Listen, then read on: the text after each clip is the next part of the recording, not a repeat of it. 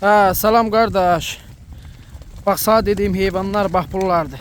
Tərtəmiz 280 baş heyvandır. 280 baş qardaş.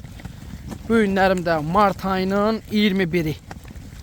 Baba bunların hamısı birinci, ikinci qarnı xamış şeylərdir. Qarnı boğaz. Maşallah olsun da özümdə görsən nə heyvanlardır. Deyir bunlara bax. Bunun hamısı birikin, hamısı. Çoxu da ki yerini təmiz doldurub.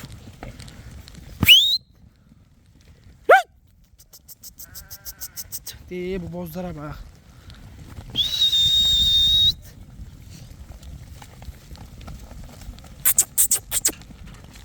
Tam ətraflı çəkirəm ki, dəyərli qardaşların hamısı bir baxsın ki, yəni nə heyvanlardır.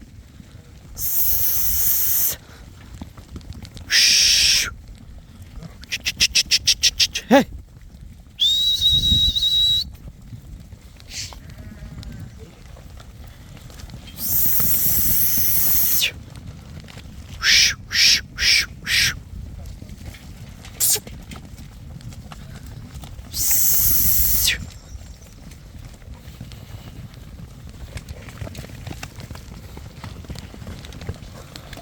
Bunlara bax. And olsun Allah'a qoşdan seçilmirlər, qanunu qoşdan seçilmirlər.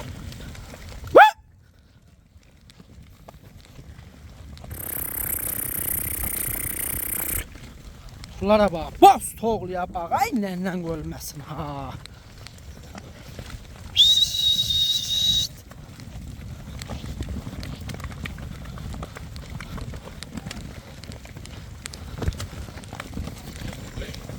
Her biri bir güzelliktir. Her biri bir güzelliktir. Üzü belə bax.